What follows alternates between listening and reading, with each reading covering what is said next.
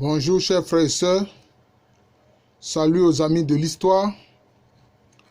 Il y a un jeune frère qui m'a demandé de parler des Peuls, de l'histoire des Peuls. Sans doute que lui-même est Peul. Alors, il faut savoir que quand on fait des vidéos, quelquefois il y a des points de détail sur lesquels on passe. On est obligé d'aller à l'essentiel. Voilà. Alors, il faut savoir que les Peuls font partie des groupes qu'on appelle les Nilotiques. C'est-à-dire qu'ils sont partis des bords du Nil, du fleuve Nil. De toute façon, ça correspond à la vallée du Nil et de l'Omo. D'où est partie toute l'humanité. Donc, à ce niveau-là, il n'y a pas de différence avec les autres êtres humains. Mais, ce qu'il faut savoir, c'est que les Peuls n'ont pas connu le séjour au bord du lac Tchad. Et ils n'ont pas séjourné sur les bords du lac Tchad. Des abords du Nil, ils sont venus directement dans ce qui va être le Sahara. Mais c'était le Sahara avant qu'il ne devienne un désert. En ce moment-là, le Sahara était une savane arborée. Et c'est là que, je peux dire, les proto-Peuls, les ancêtres des Peuls, vont devenir des pasteurs-éleveurs. C'est comme ça qu'ils sont devenus des éleveurs. Mais quand ils arrivent dans cette zone-là, ils ont des brassages avec d'autres peuples, notamment ceux qui vont donner les Keltamachèques, c'est-à-dire les Touaregs. C'est pour ça que beaucoup de Peuls ont le teint assez clair. Voilà. Certains ont le teint assez clair. Ça vient de là. Ça vient de brassages anciens avec d'ancêtres de Keltamachèques ou Touareg. Donc, ils vont séjourner dans ce qui va être le Sahara avant la désertification. Parce qu'on estime en général, ce sont des estimations, que le Sahara a commencé à devenir un désert 200 ans avant Jésus-Christ. Et puis ça s'est poursuivi. Donc quand le Sahara commence à devenir un désert, les ancêtres de ceux qui vont être les Peuls descendent plus au sud. Et certains vont aller dans ce qu'on va appeler le Fouta Toro, qui est au Sénégal actuel, dans la zone du Sénégal et aussi de la Mauritanie. Voilà.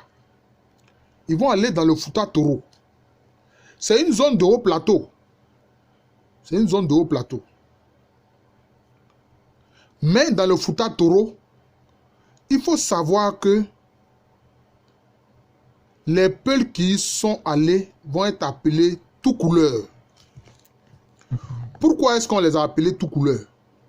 Parce que eux, dont les ancêtres étaient des pasteurs éleveurs, vont se reconvertir agriculteurs. C'est pour ça qu'on les a appelés tout couleur. Oui. Mais il y a certains qui vont aller dans le Niger actuel. Ils sont dans la République du Niger actuelle. C'est ceux-là qu'on appelle les Bororo. C'est ceux-là qu'on appelle les Peuls Bororo. Vous voyez? Souvent, ils se maquillent. Ils ont des périodes où ils font une fête où ils se maquillent. Et ils cherchent à séduire les femmes, etc. Voilà, c'est ceux-là qu'on appelle les Peuls Bororo. Et ils sont un peu la relique des Peuls avant l'islamisation des Peuls. Parce que les Peuls ont été fortement islamisés. Mais ce sont les Bororo qui ont gardé, je peux dire, ce qu'étaient les Peuls avant leur islamisation. Donc si vous voulez observer les Peuls tels qu'étaient les ancêtres avant l'islamisation, il faut regarder les Bororo, les Peuls Bororo du Niger. Et donc, certains Peuls vont descendre plus au sud et ils vont s'installer dans le Fouta Djallon. qui est en République actuelle de Guinée. Vous voyez, ils aiment un peu les hauts plateaux. Dans les hauts plateaux, il y a souvent la fraîcheur. Et quand on a dans la fraîcheur, ben, on garde le teint clair. Hein. On garde le teint clair. Mais ils ne sont pas tous de teint clair. Hein. Les Peuls ne sont pas tous de teint clair. Et il y a ceux maintenant qui vont aller dans le Massina. Ceux qui vont aller dans le Massina vont abandonner le Alpulaar, c'est-à-dire la langue Peul, pour parler le Mandinka, c'est-à-dire la langue des Malinké. C'est ce qui s'est passé. Les Peuls du Massina parlent Mandinka. Ils ont abandonné le Alpulaar, leur langue, pour adopter le Mandinka. Mais ils savent qu'ils sont Peuls. Donc c'est ce qu'il faut comprendre.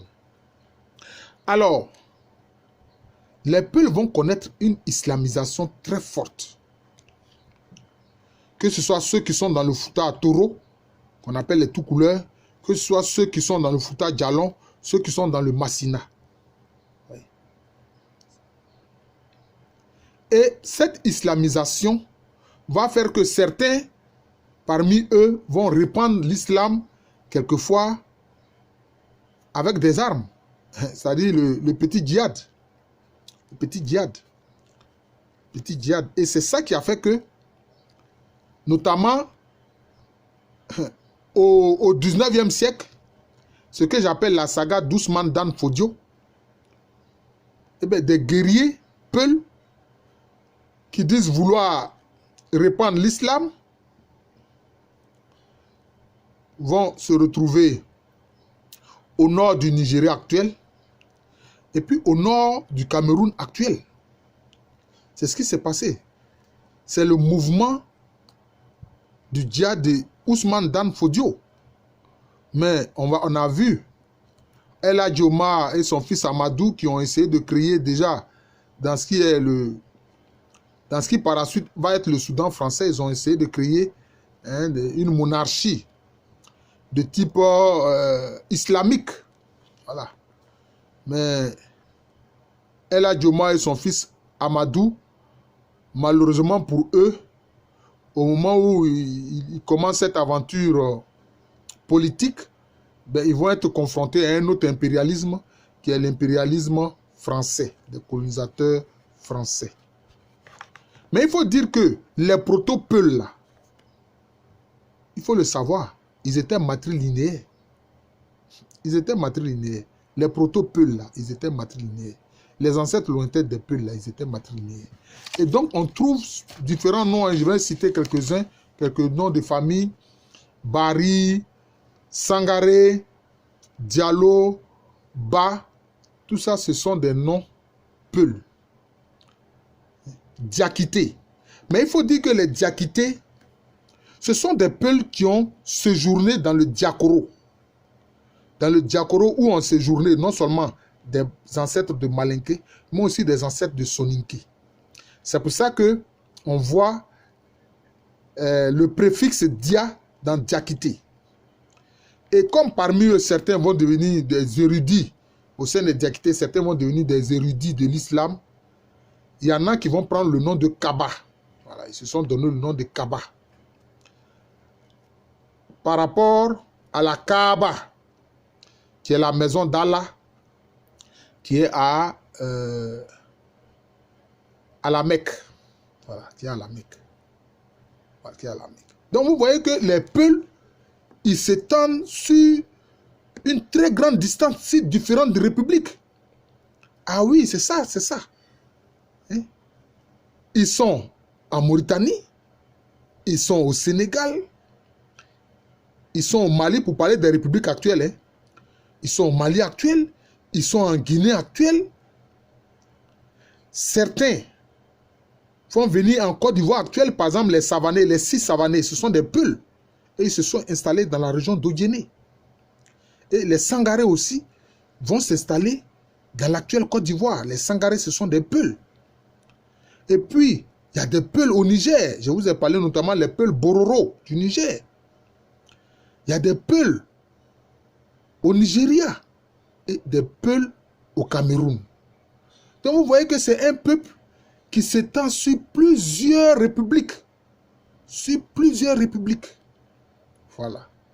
Et très souvent, même encore aujourd'hui, certains peuples qui continuent de pratiquer l'élevage, disons, le rôle d'éleveur pasteur, transhumant, quelquefois ils sont confrontés aux agriculteurs dans nos régions parce que leurs bêtes saccagent notamment les champs des agriculteurs. Souvent ça provoque des conflits violents.